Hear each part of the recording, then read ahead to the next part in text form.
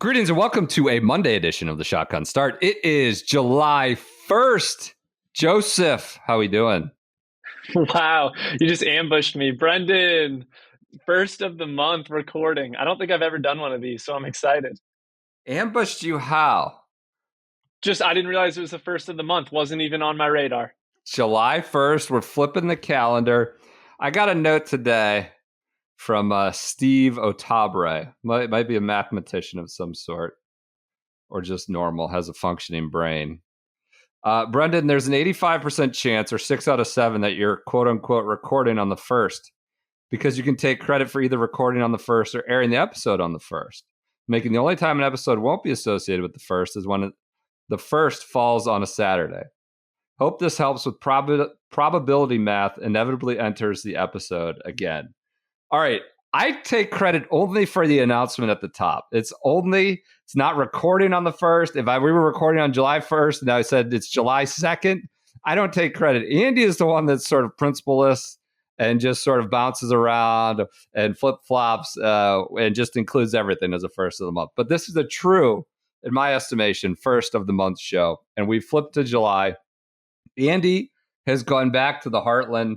He is in, I guess he lives in Big Ten country now, being in California too, but he's back in true Big Ten country. I don't know. He's bouncing around Michigan, Illinois, places like that. So we have Joseph jumping in here after a full weekend of golf. Some good, some bad, some interesting, some sort of blah. Some not yet concluded. We have PJ will join us for a Champions Tour Minute, but he's still got a Monday to watch. We got a big Monday finish. I know Newport, Newport, the U.S. Senior Open, they put on NBC today, but early coverage. And then they pop it off at 3 o'clock and move it to Golf Channel. It's like, is this just to tell the USGA, we put, X amount of hours of your championships on network TV? Why this sort of jigsaw puzzle that has become trying to watch golf on TV? And I'm not suggesting taking pains to watch the U.S. Senior Open is sort of the greatest chore, but it's just bizarre. You show, I don't know, Bernhard Langer on the 3rd hole, but then not on the 18th. And then you got to go to Golf Channel for the actual, the death of the event. But anyways, I digress. We'll have PJ, the Champions Tour Minute, with still a Monday finish, July 1st finish to go at Newport. Kind of an interesting championship going on there. But let's start. Brendan, how much would you enjoy being in Newport tonight? And you've got some of these Senior Open competitors who just have a couple holes left. Newport's a fun place to be. There have to be some stories that come out of Newport tonight. I mean, yeah, these guys, more or less are, they're kind of moved on. They're you go to some of these beach towns and their retirees are the ones that are coming out of their shoes, taking a full swing more than anybody, right? And so I'm not saying these guys are retirees. They might focus on the task at hand, but I doubt they're in their athletic greens and doing their golf forever training. It's just more of it's a way to make a little bit of money at this stage of their life, be a little competitive. And I just don't think sound mind and body is maybe as much of a priority as it might be for Minwoo Lee or whoever else was down at Detroit this week. Oh, that reminds me. Incredible. Let's just start the month. Let's start the month with a good woozy story. As we're talking about seniors getting a little rowdy. So this is, I don't know if I can cite who it came from, but he deserves full credit. I didn't get it. I'll shout him out on the next episode if he's okay with me doing it, but I haven't gotten it yet. Somebody met someone who grew up with woozy. A lot of great stories, but the best one was he got in a fight with a bartender at the pub. He knocked the bartender up bad enough, so beat him up bad enough, where he had to go home. Bartender's out. So everyone else in the pub made woozy served drinks the rest of the night. That's how you suddenly find yourself on bartender duties. You get in a fight with the bartender, beat him up, and now you're pouring the pints for the rest of the night. A good senior is getting rowdy, although he might have been a junior at the time. Rowdy, woozy story to start your month of July. Let's start with Detroit. Do you know what a hypnotherapist is? I saw them bring this up on Golf Channel, and Trip Eisenhower immediately just started talking about Bob Roteller, just the default. When everybody talks about the brain or the mind game, everybody goes to Roteller. I don't know what a hypnotherapist is. We're getting into all sorts of variations of is this the one who does like the pendulum watch, like you're getting very sleepy and then tells you, actually your 2-iron is a strong part of your game while you're off in another state? What's a hypnotherapist? It's a good question. I wonder how different this is than just like the therapist what's the name of the woman that Wyndham Clark? Julie Elliott. She's gotten popular. Do you think she's maybe feeling a little heat from the hypnotherapist industry? Well, yeah. This is like a different, it's the same kind of deal with the swing gurus. One guy's, I got the method here. Maybe, the stack and tilt was hot for a minute there. Now I've got the hypno version of the mind work. I Googled it. Achieve a relaxed, focused state in which you become highly responsive to constructive, transformative messages about dealing with challenges in your life, from anxiety to smoking to sexual dysfunction to chronic pain. That's a definition from psychology, or just putting too. Could be that. It could be a range of issues. That's from Psychology Today. But nonetheless, I think that would be a good guest on an episode of Shotgun Start. Do a hypnotherapist session live and just see what it's like. That would be an unbelievable segment. Andy's on this like gluten-free thing. He's like, I feel a lot better. I was like, that could be from any number of things. Andy would totally get, quote unquote, hypnotized and like just feel like he was on the whole deal. Like just go for it, hook, line, and sinker with his gluten and all this other stuff. Nonetheless, the subject of hypnotherapy is Cam Smith, not Cam Young. Cam Davis. Cam Davis. The other Aussie Cam. Too many Cams. Cam Davis, not Cam Young. Cam Young will be a subject of probably more intense scrutiny. Cam Davis is your winner, 2-time winner of the Rocket Mortgage Classic, which sadly, they don't like, they totally just disavowed themselves of Quicken Loans national history. Like, so they're like, this event started 6 years ago. I was like, well, what happened to the Quicken Loans National? What happened to Anthony Kim winning a congressional? Tiger Woods, the master and commanding, Billy Hurley III, the great midshipman. Like all of a sudden, it's just Cam Davis is Detroit's own, champion for all time, wins twice, sort of, I would say snuck in there. You're a big Cam Davis guy. He goes 66, 66 on Friday. Then what are you back? He's 70. It was harder on Sunday. Fewer birdies, fewer and far between. Shoots 70. Clips Davis Thompson, Minwoo Lee, and Akshay Bhatia and Aaron Rai by a shot. It was kind of a traffic jam. It was basically, though, at the end, Davis and Akshay, who 3-putted the 18th hole. Not kind of a tricky 3-putt. What do you make of Cam Davis? You've long been a big proponent of Cam Davis, I feel like, as a studying the data. Cam Young as well, but where are you at with Cam Davis? Not totally unsurprising to see him win on the PGA Tour. Yeah, I've had some real estate staked out in the Cameron zone, both Cam Davis and Cam Young, obviously. Cam Davis has had an extremely underwhelming year. And I think that's what was interesting is the way that this popped up out of nowhere. He made some comment about that he's been grinding and trying to get out of the hole. And it's unbelievable to see the results this week. I don't know how much he expected it, but he got hypnotized. Yeah, he got hypnotized. But I mean, he finished T12 at the Masters. Since then, he hasn't finished inside the top 35 in an event, and there have been some missed cuts. Like, he has not been good. Really talented player, pretty well-rounded. Like, he's got a decent wedge game, pretty good short game, has a lot of pop off the tee, tends to spray it a little bit. I don't know what to make of him. He's 29. I don't think this is somebody that we're going to be talking about as a top 10 player in the world, but he's got a lot of talent. Maybe passes the eye test too much. Like, the results haven't been there, but it looks so good that people are kind of waiting for him to bust out. And whether or not he does, we'll see. But he's kind of got a Detroit affinity going, a la Rory McIlroy and Charlotte. I'm wondering if he'll start talking about Detroit that way. Yeah, just a big fan of subprime lending. No, I'm kidding. The Rocket Mortgage is fine and on the up, I'm sure. My Cavs owner, Daniel Gilbert, just an upstanding citizen. I can't knock down Dan Gilbert. Yeah, it's a good win.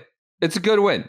He's a bona fide tour pro, right? Like, he's a guy you watch, like, he contends, he competes, it goes south, like, and he kind of gets lost, like you said. It's like, whoa, but you like expect him to like become a part of the conversation, whether it's with top 10s, top 15s.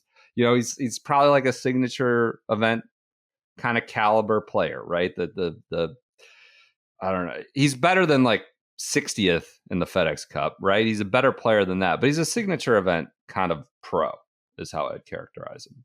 I think he'll probably live around that bubble a little bit of that top 50 getting in and out, and that's probably where he'll be the next couple of years. Yep.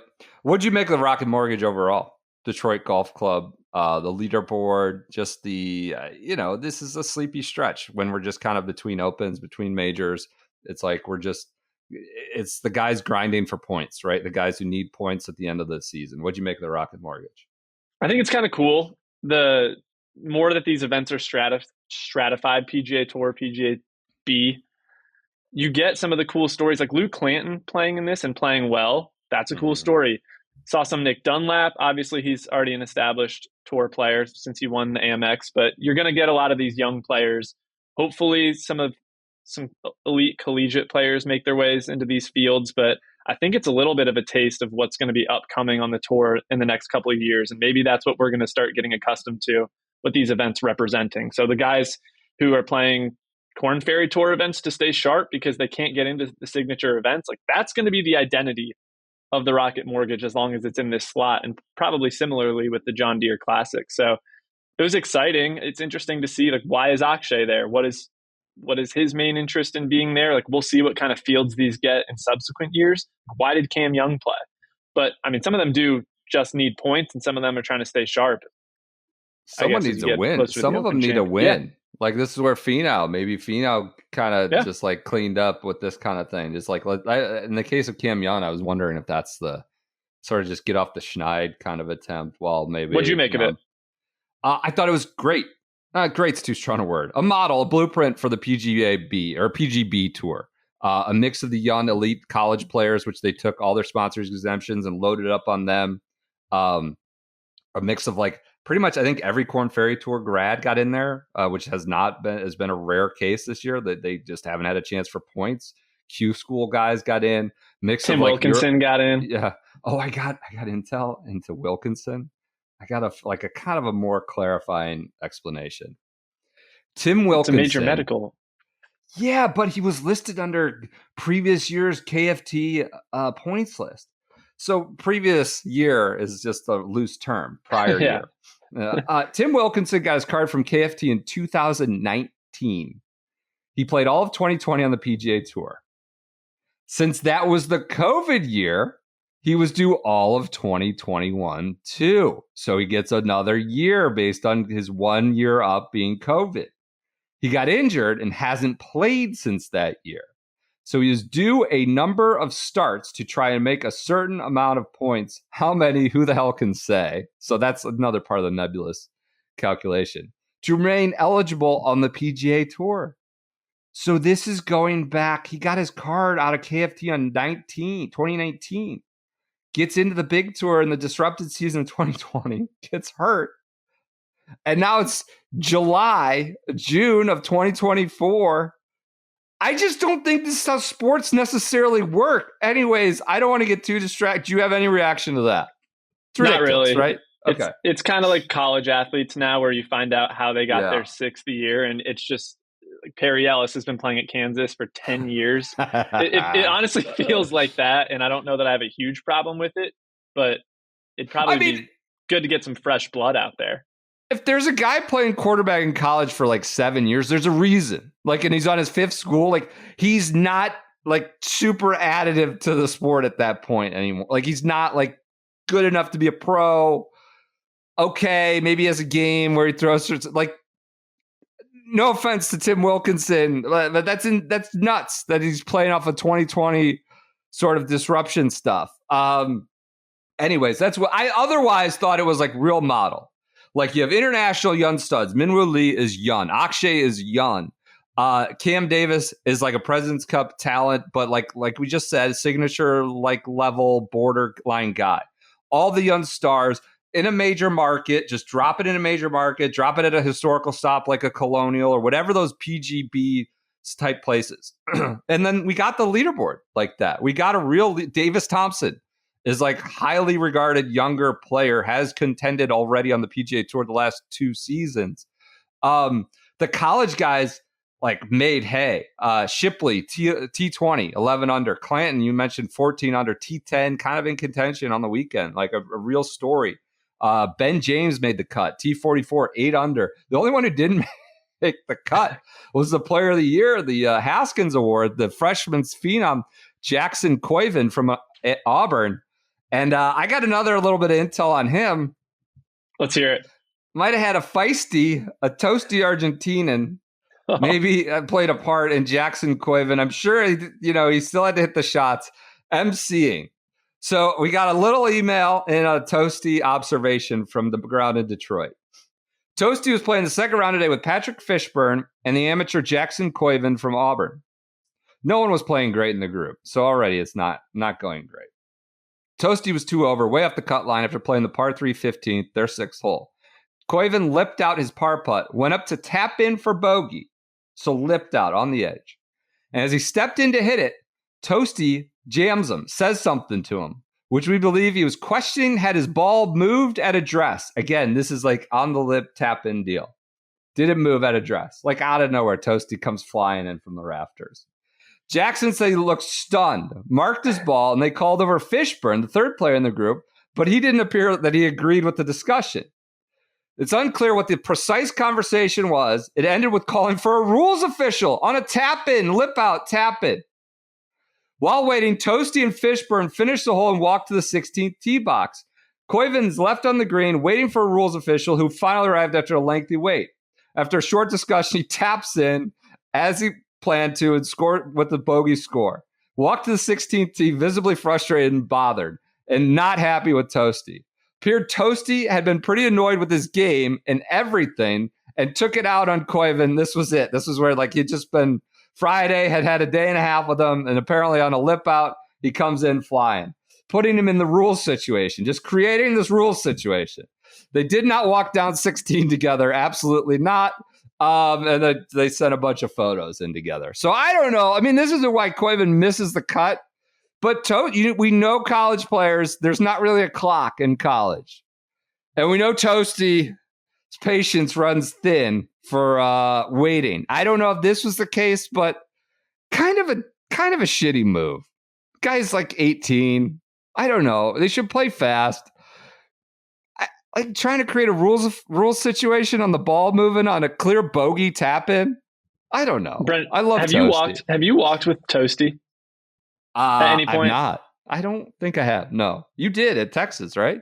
Yeah. And I think the most surprising part about hearing that particular Toasty tale from my experience walking with him is that Toasty didn't seem particularly interested in what the other guys in his group were shooting when I walked around with him. Like, I'm shocked that he even cared enough to ask if that ball moved, especially since he wasn't playing well. I think Toasty, it just depends on what day you get him. And my takeaway from following him around was that sometimes he's just doing things to amuse himself. And if that's putting Coivin in a bad spot and asking if it moved, like I think it comes into Toasty's head. There's no governor there. There's no filter, and he just lets it rip. Yeah. But Coivin misses the cut. I don't know. Yeah, it's an interesting Toasty tale. It just seems aggressive. Anything else on mortgage? We'll talk about Cam Young. We'll talk about Cam Young here in a minute. But anything else on Cam Davis? Akshay, 3 putts. Okay. That was not an easy 3-putt based on everybody who's given testimony, who's played the course, Davis included. Like, it was a downhiller. Akshay said he was scared of it, like all of a sudden going 7 or 8 feet past. Cam Davis said he had the same putt when he won, 3 years ago. But he left it way short. I think it was his only 3-putt of the week. It doesn't really diminish anything for me with Akshay. I know he didn't play great in the final group last week with Scheffler and Tom Kim. I thought he came in, he talked to the press after 3-putting, like bad 3-putt. It was like, look, I know how to close. I've won events. This was not that. I can win events. I've won events, and I know how to close, and I'll win more. Which I thought was a good mindset. What did you make of Akshay sort of spitting the bit at the end? I agree. It doesn't change the way I think about Akshay. He's having a pretty badass year. I think Akshay is one of the biggest stocks went up in 2024 of many players in the world, right? It'd be like Bryson, Xander, and Akshay would kind of be right there for me. He's been Yep. extremely steady, and with this long putter, he's putting well. So I don't take too much away from it. In general, the greens at Rocket Mortgage were pretty slow, especially on Saturday, and I think a lot of guys were just having trouble adjusting to that. A lot of putts left short, so it doesn't really shock me to see him come up a little bit short. Other than Brendan, I felt like most of the final groups honestly didn't play that well today. Like No. the course was a little harder, and mainly the par fives were into the wind, so that can adjust the scoring average a little bit. It's harder to make birdies, but I kind of felt like, and we can get into Cam Young, but I mean, he played probably his D game and was still in the mix. Like Aaron Rye didn't give a ton. These guys weren't super sharp down the stretch. Aaron Rye was kind of a mess. Like he was all over the place. Cam Davis, not kind of flawless, right? Not flawless. It hits it in the water. Not necessarily on a poor shot, but it was the course played under par today, barely, right. but it was under par. And the final groups, Akshay shot even, Aaron Rye shot even, Cam Davis shot 2 under. Like this was up for the taking if anybody played a decent round. Yeah. One thing that's up for the taking is a Club TFE membership. You go to Club TFE, you can sign up. You get a weekly designed notebook. Garrett is, I would say Garrett's doing the most incisive, thorough golf course architecture work in all of media right now. A lot of it's in Club TFE. He's one of the smartest minds and also happens to be like one of the best writers. Went to, very good school, much better school than I.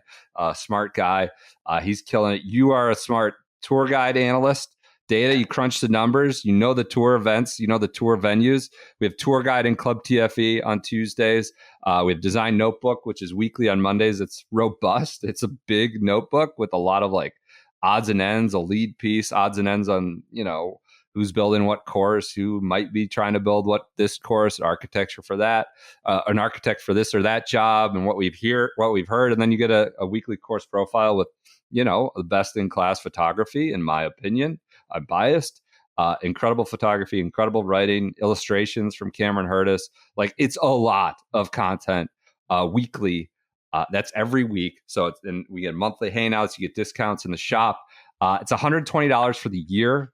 This funds us going out to more courses, seeing more stuff, getting more photos. It does not go to, I don't know, the bar bill, or putting an addition on our houses. It's like hiring more people, getting out to more courses. It's a way to support some of the best work we do with some of our best people.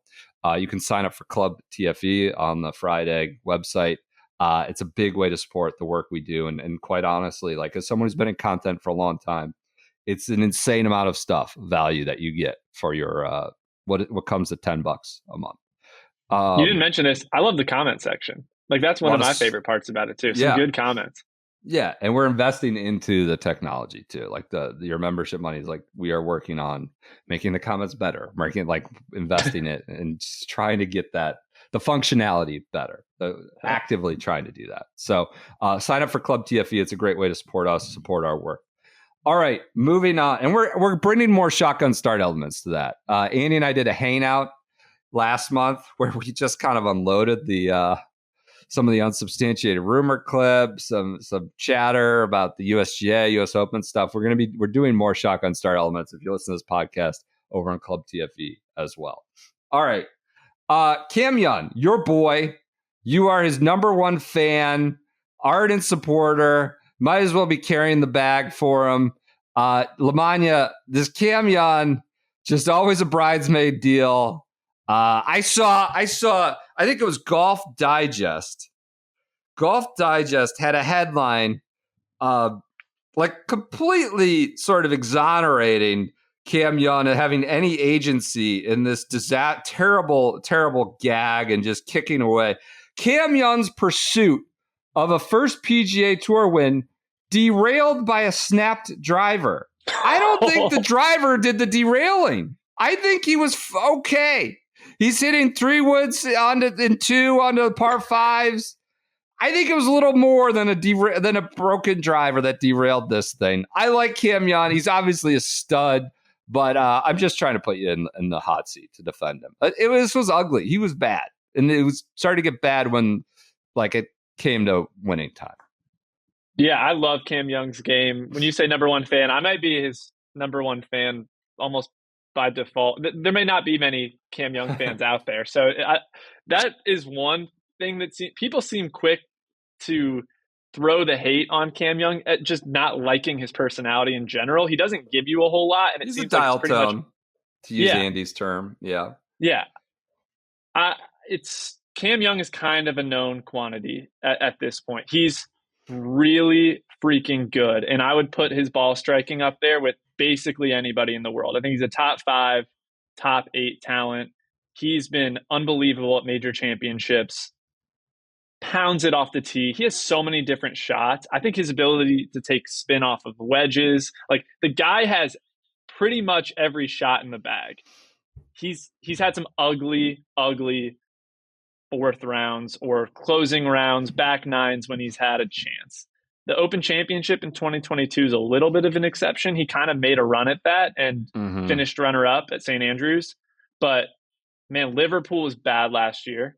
It was. Like he was final group, gave it nothing. He was kind of in the mix at the Masters last year, 2023. Kind of petered out a little bit. I think he was a 36-hole leader at the John Deere last year and then really didn't give it anything. Like Cam Young will put himself in the mix about as often as most PGA Tour players. And I don't know if it's like a closing issue, but there's short game and putting issues. I mean, he's not a great putter, and his short game can be a problem. He's not going to be that top 5 guy, it doesn't seem like, unless something turns around a little bit. And I don't know that I expect him to. He's just a mega talented player that could pop up at any time. Probably not a week in and week out. Like I thought he could do what Victor Hovland did last year and kind of establish himself as a top 5 guy. Seems far-fetched at this point. He's Today still was good in August. He's good. He's great. I think he'll probably do well at Troon. And how you define well is up to you. Top 10, 15, top 5. I don't know. I think it wouldn't surprise me to see him do well, given his Open Championship record in a short stint. He could then just turn it on and light it up at all throughout the playoffs and do a Hovland. That wouldn't surprise me, would it? This is a little alarming, I guess. Is it alarming? It feels like he should, if he is a super talent, he just goes and takes it from these guys in an event like this. Yeah, I don't know that it's alarming. I just think Cam Young, he kind of is what he is at this point. And the criticism comes from a place of watching. You could hear Trevor Immelman talk about it on the broadcast. Look how talented this guy is. He is so clearly capable of being a top 5 player in the world that I wouldn't take too many guys who are outside the top 15 in the world rankings, or I know the world rankings don't mean as much right now with the schism in golf, but there aren't too many guys of Cam Young's stature that I'd be betting on before Cam Young. It seems like there are some mental hurdles to clear before he gets there. And Immelman was really making a point about the frustration. Obviously, Cam pulls a drive way left on 14, leans on it, the shaft snaps, and he doesn't have a driver for the rest of the round, which is unacceptable. He was 1 back at that point. Like, you cannot do that. What did you make of his mental game? Did you have any takeaways there, Brendan? I mean, he's known as sort of this deadpan guy, right? He doesn't emote much when it goes good or bad. And they were making a point of that on the broadcast. Like, I've never seen him this frustrated, like IBF and others and Trevor and others. I think CBS lately, not to fluff him, does a great job of sort of presenting a little bit of stakes and scrutiny without being hot takey, without slamming anybody. They did it to Xander at Quail Hollow. They were kind of like, hey man, you're getting these wedges. This is the time to go and do it. And it's not in a way that's derogatory or blasting them. And they sort of did that with Cam Young. Like, this is why he struggled to win. Like, when these kinds of things are happening, he's a great talent who has struggled to win.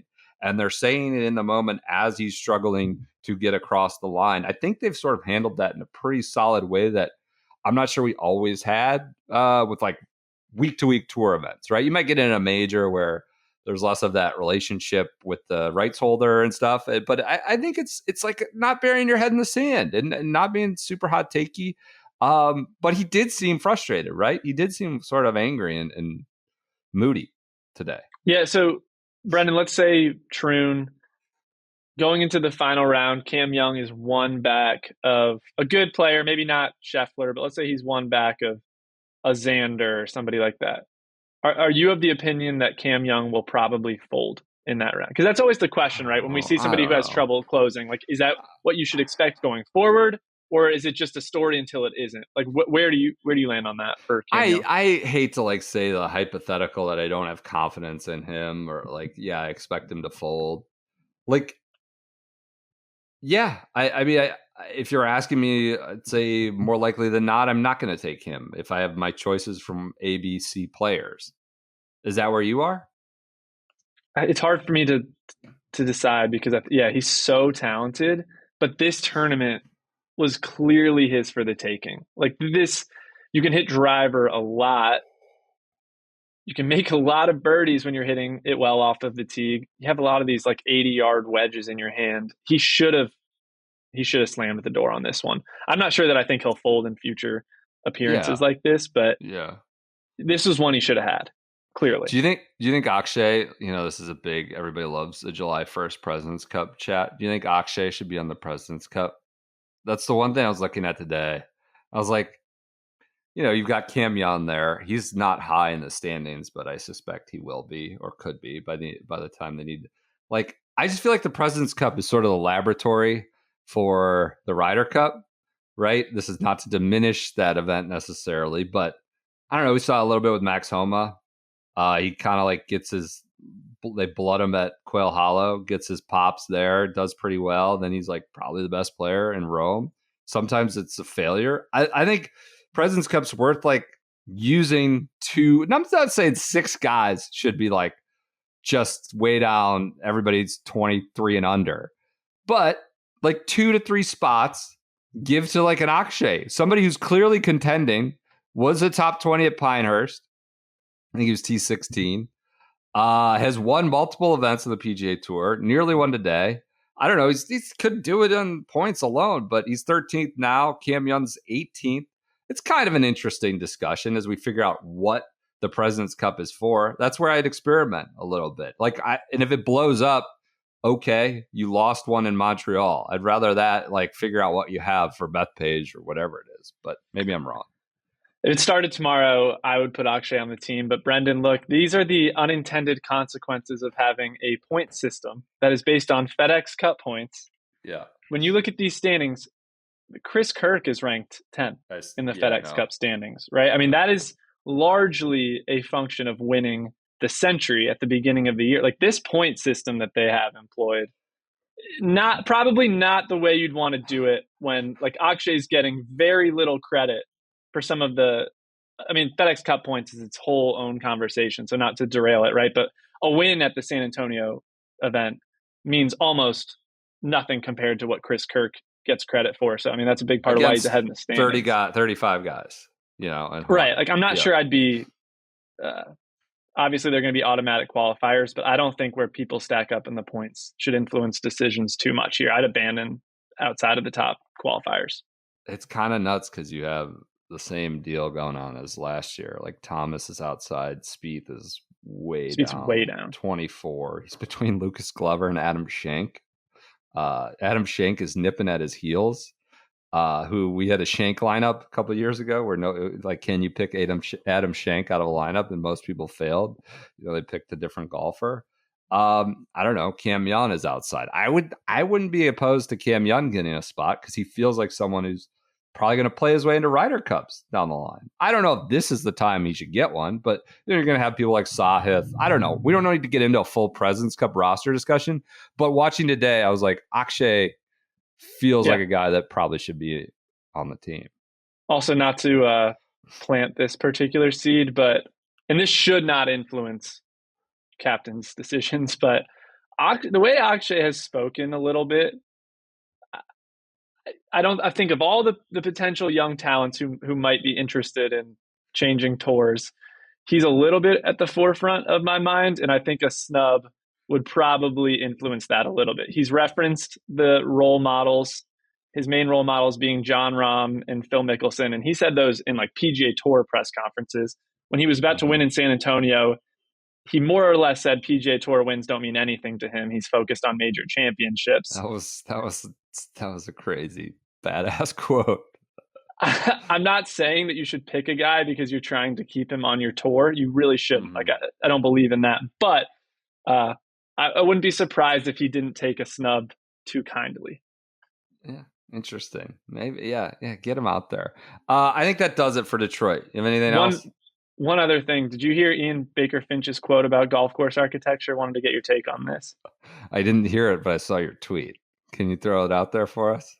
Yeah, I put it in quotes. It wasn't an exact quote, but it was something to the effect of a ball that rolls up on a green should not roll back and into a hazard. There should always be grass there to stop that from happening. And it was with respect to Cam Davis, who hit the green in 2 on 14 and his ball rolled back into the water.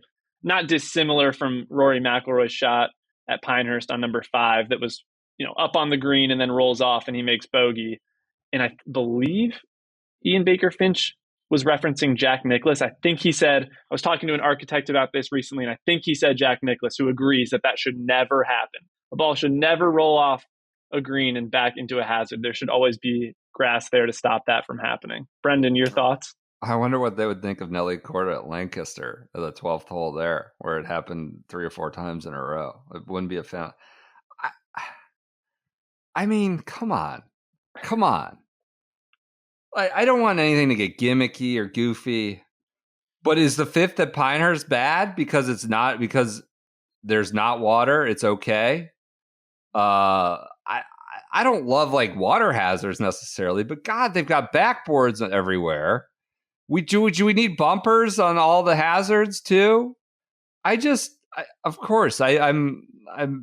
that's, to say it in such absolute terms is what kind of really flabbergasts me, right? Like it can never happen. Right? 15 at Augusta. Maybe he thinks that's a bad hole because of that way that's set up. Even 13, right? 12. I mean, there's like a little bit there. Fred Couples, but it's on such a grade that it's rarely enough. 15 is probably the most shaved. I mean, that I think is just shaved all the way to the hazard. What do you think of it? I mean, I think it's ridiculous, but I just, in general, this idea of fairness and like a ball that once it's up on the green, it should be good is one viewpoint. I think there's another viewpoint that's like that's short grass. And so it can roll into another area. Like it depends on the design. As a blanket statement, I thought it was pretty ridiculous. Yeah, it's so absolute. It can never happen. I don't know. Like maybe there's some holes where it shouldn't. Maybe there's an instance where it's too extreme. This one felt like we were just straining to defend, I don't know, the circumstances as unfair. All right. One thing that was unfair from my viewpoint was the great glass wall behind the 18th hole at the Italian Open and National Open. We called this out. We tweeted about it last week. We talked about it on Friday. They put, it's just, balls bounding off the glass, the Italians in linen suits and $1,000 sunglasses. And lo and behold, we have Saturday, Andrea Pavon, I think Italian, right? A homegrown Italian, just zero attempt, or maybe he's French. I can't remember. He's Italian. He's Italian. That's what I thought. No attempt to send it anywhere but the glass, like just rockets it into the TIO behind the green. They don't find his ball. Here's how you can determine whether a grandstand might be too close to the green. Is if they can putt it off the drop for birdie. He literally are dropping on the green or the fringe after not finding his ball, I believe, and putting. He birdies it. The ultimate reward. It was so bad it's good. All I could do was applaud it as one of the great, maybe the greatest backboarding play of our times. It was an incredible circumstance. That thing is so close. I know we talked about it last week. The 190-degree angle, that cut is on the fringe. And I love that it was glass or plexiglass, whatever it was. And the Euro Tour, we had Richie Ramsey like, oh, we've all been talking. This is happening. Guys are going to ship balls into this. And Pavon gets a birdie putt out of it. Incredible turn of events. Yeah. To be honest, Brendan, I think this one is the inflection point for me.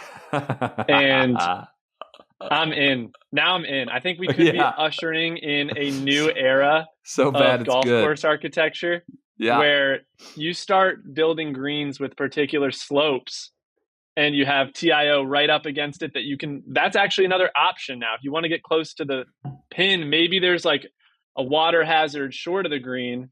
The best way to play it is banking it off the back. I think I'm in on the strategic nature of TIO if it's done properly. Let's do it. I love the sort of the WWE effect of just like it could be breaking glass or just bonking some VIP on the head, and his mixed drink goes everywhere, his champagne goes everywhere. I love it at this point. That one was an all-timer. Pavon dropped it on the green. Yes, putts whatever it was, 20-footer for birdie after sending it 20 yards into the grandstand or whatever, the VIP area. He got his comeuppance though. He shot what did he shoot on Sunday? He was no longer a factor on the weekend. He got popped, as did the final group of Marcel Siem and Antoine Rosner. The Frenchman, Antoine Rosner. They were, bleeding this championship away, bleeding this Open away. Tom McKibben, who's packed up his clubs, he's 5 hours in early, goes low on Sunday, scores, I think he was 32, 33, shot 65, I believe. So he's just in the house. One of the first tee times out is Siem and Rosner are just bleeding it. I think Rosner shot 40 on the back, Siem 39, but somehow birdie's the last hole. And I was trying to think of we don't need to get in depth on these guys playing golf, but we just watched Rory lose the Pinehurst US Open. And a lot of people just threw out the word choke. He choked, he's choking, he choked it away. And that's a loaded term to use in golf. And I feel like we need to have scales, and I feel like choke applies to a sustained amount of time with bad shots. Like you are gone, you're done. And this is all subjective. Like Rosner, just could no longer feel his hands for the last 2 hours. And that's choking. He's choking away a big lead, or he's choking away a chance to win in a final group. Maybe I'm being too strong here. Rory hit good shots on 16. 2 great shots. Good to great shots. I don't know if he did on 17. That's a different. I don't know if he did on 18. Maybe the chip, he should have left below the hole. No. You want to send it back there. I get it. You want to, I don't know. The chip was good. I agree. He lost his head. He lost his head at 16. I don't know. Is that so? Anyways, what's a gag? What's a choke? Do we need a scale? Do we he failed? I'm not exonerating or exculpating anything he did. He didn't win. He blew it. He lost it when he clearly could have or should have won. I just feel like when I start to use the word choke, it's a guy that just can't play golf anymore for the last hour and a half. And if you're still hitting good shots in there, I don't know if that's the full. That doesn't mean 16 is excusable or anything like that. Where do you land on that? This felt like a choke job by the final 2 guys, although Siem wins it in a playoff. So he kind of came back and got on the horse. Where do you land on that theory? I have probably the least interesting opinion of whether Rory's was a choke or not, which is there's a little bit of truth in both. The putt on 16 to me was inexcusable, but I agree with you that when you're backing it up with executing, it's not like he couldn't feel his hands type of situation. I actually thought the bunker shot on 17 was pretty good. Rory's at Pinehurst. Mm-hmm. To me, I agree with you that it needs to involve bad shots where you're looking at it and you're like, wow, that person just can't feel their hands right now, or the pressure has really overwhelmed them. So would not really declare Rory's a choke per se, though it's not a word I throw around that much. Was Cam Young's a choke today? Akshay's was not. I No. thought Akshay was interesting. He said, like, there's nerves. Like, I had nerves, for sure on Sunday. Are there any He's like, recent high-profile chokes in golf in a high-profile event? I think like the Adam Smith one, kind of, or it's not Adam Smith, Adam Scott. I've done Cam Smith. I've done Adam Smith. I meant Adam Scott, where Wealth it of was. Nations. I mean, yeah. The Great Economist, where it was. I think what was it, 4 straight bogeys when Ernie Els won 2012 Open Championship. Maybe Spieth that's Masters. it. He was kind of like holding on for dear life, sort of with his ball striking a lot of that weekend, right? Like a lot. I would say the first shot on, and then he hit good shots like he kind of almost got back in it, right? He almost, like he still hit a lot of great golf shots in the last hour after that. I don't think that's it.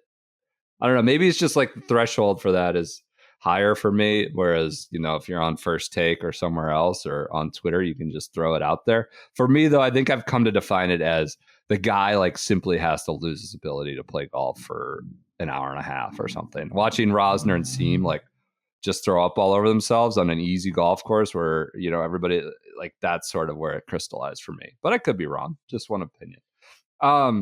Good win from right. Siem, though. Good win. 20 years after his first win.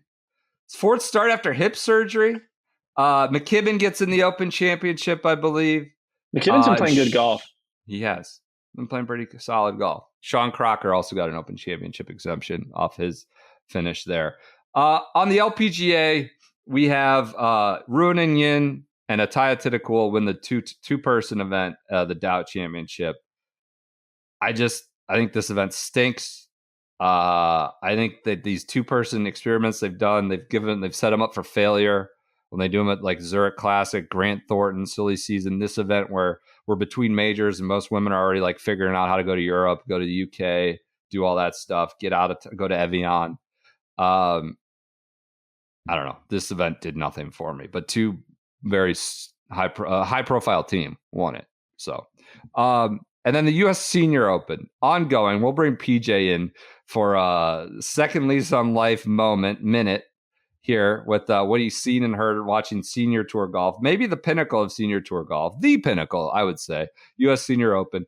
Hiroyuki Fujita leads by 3 over Dick Bland. We're going to have Dick Bland Monday mania here. Blandemonium, as it's come to be known. Monday Blandemonium to lead off the month of July. He's 3 back of Fujita at Newport with 8 holes to play. What we hear watching a little Champs Tour coverage this week, PJ? Pretty much my entire docket is Blandemonium. They were so enamored with Richard Bland to open the broadcast, especially on Saturday. Today they were talking about how he struggled yesterday. He was fighting it a little bit yesterday, but Saturday is Blandemonium all over the place. Within 10 minutes of the broadcast on, we had a wrap package about his last couple of years and winning on the Euro Tour for the first time in 2021 and making the cut at the Open and being the 36-hole leader at Pebble and all this great stuff on Blandemonium and winning the Senior PGA a month ago. No mention of leading the Cleeks to a win in Houston. Absolutely no acknowledgement whatsoever. But just Blandemonium all over the place. Then coming out of the package, they go to the 3 guys on the desk, and they're all talking about Blandy. And somebody, I forget who it was. Who got this? Is it Peter Jacobson doing the call? I saw Maltby was walking Hicks with is out Gary there. Okay. Yeah. So it's Hicks and Maltby are out there, and they're talking about Blandy, and they just go, yeah, the game always makes new stars. We have new stars every week. Richard Bland is a great example who just won the Senior PGA, so he's a brand new star. God. So is Bland like bringing the viewers in? Is this like a Tebow situation where like we can't talk about Tim Tebow enough? Yeah, and certain like they're just going to do all Bland. I think that's what brings Caitlin Clark. That's what brings people out talking about Bland. I think because then today they were comparing him. They were like, he's such a what was the quote? I have it. A really modern, old school guy because he's using the technology and he's out there and he looks like one of the young guys as he's hit the ball so far. They are enamored with Richard Bland and what he's bringing to the senior tour.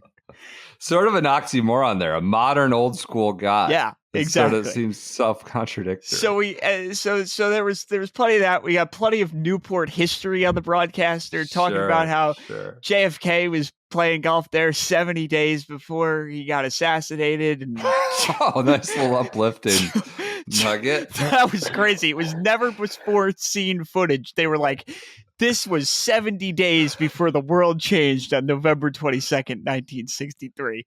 Hicks is How long is it till Liv plays in Dallas? Blandemonium coming for Dallas.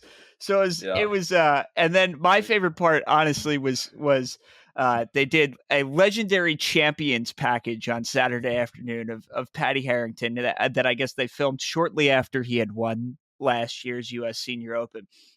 And he's walking around Ireland. He's got his dog, his first dog ever. The dog's name is Wilson. He loves Wilson very much. Yeah, after the Dynapower. Yeah. So he's sitting at his breakfast nook, and he's talking about how much he loves his 2 claret jugs, and he's got the U.S. Senior Open trophy. Wanamaker, nowhere to be found. No acknowledgement. He just is talking about how much he loves his claret jugs and the U.S. Senior Open trophy, and he's disappointed he has to give it back. But no acknowledgement to winning the PGA whatsoever. Didn't he win that PGA at Oakland Hills? Beat Sergio, right? I mean, that's not in there. Nope. Huh? Not in part of the calculus. Not part of the calculus. So okay. My recap was Richard Bland is legitimately moving the needle for the Champions Tour coverage. Richard Bland might be the needle. All right. Well, we get it on Monday with going up against Fujita. Oh, we got some one last bit of intel from the ground before we go. We had Toasty. We had Wilkinson Minute. Woosnam. Apparently the Omar Uresti, Slomar had to be pushed along before they were even off the front 9 today. And someone overheard an official on the front checking in. Quote, the only one I had to talk to was Omar's group, of course. Of course would seem to indicate that his reputation precedes himself in that area of enforcement. All right. News quickly. Lexi Thompson missing an event overseas. She got bit by a dog in Seattle, apparently. After Nelly Corda. She missed, Nelly Corda. I'm sorry. God, I'm off tonight. I promise you. All I've had is tea. All I've had is my yellow lemon and echinacea tea here in my cup. Nelly Corda got bit by a dog in Seattle after she missed the cut at Sahali. Will miss European Tour Let event, her next start. Kind of a bizarre sequence. Where's your John Rahm energy here that she's faking it just because her game isn't up to snuff? Whoa! I never went public with that, Ron. You just put me on blast. That was for the Echo House off the record.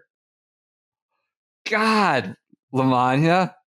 I was conspiracy theorizing at the Echo House at the U.S. Open.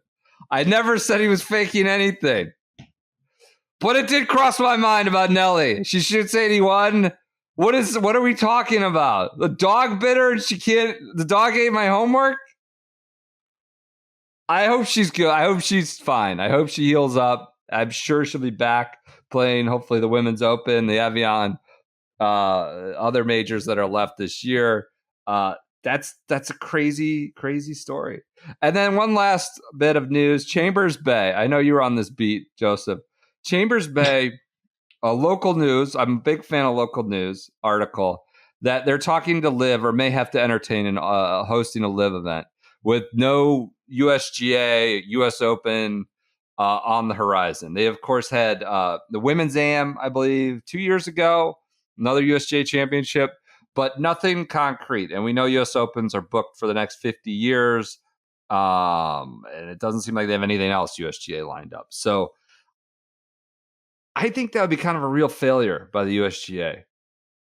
Not to say like if it hosts a Live event, it's a failure, but it should be in the USGA rota in some form or fashion, and it shouldn't.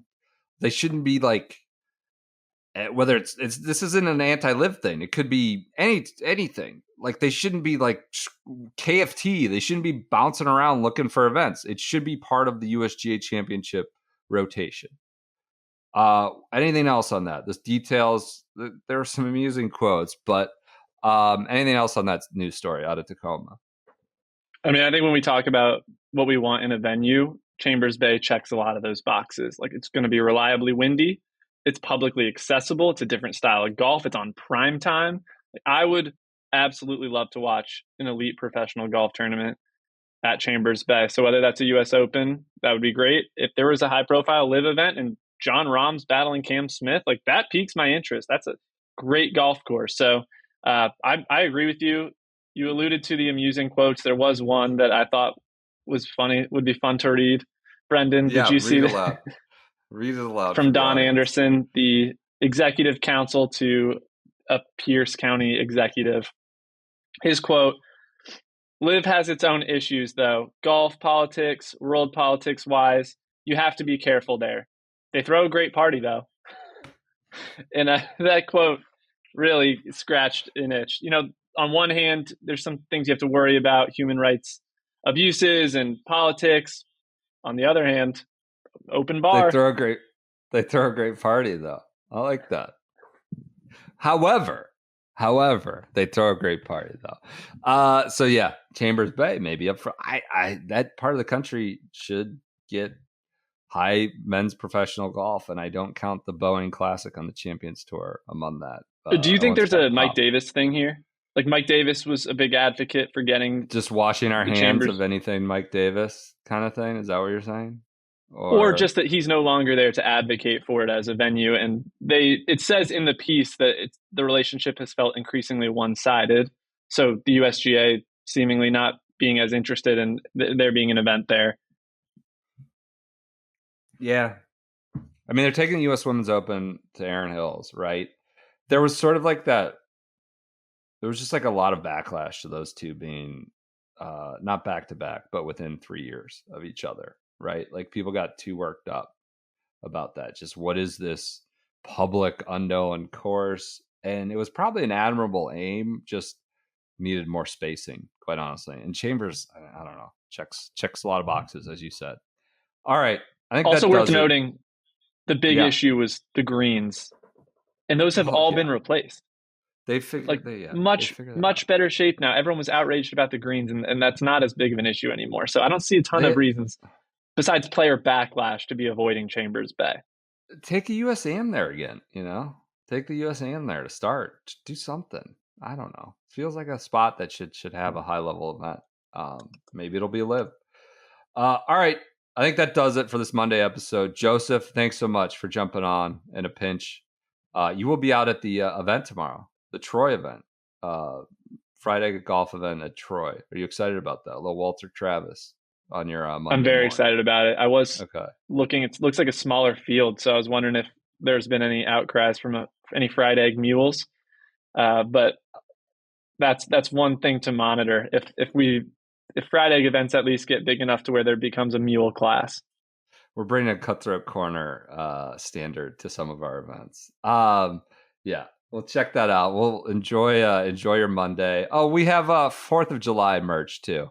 Probably too late to get it for 4th of July, but you could just be patriotic, generally speaking. And we got a lot of cool, like really, really, really good head covers, good towel, fried egg, shotgun start, both of them. Meg did a great job getting some red, white, and blue themed items, hats, head covers, towels, some really good 4th of July stuff in the Fried Egg Pro Shop.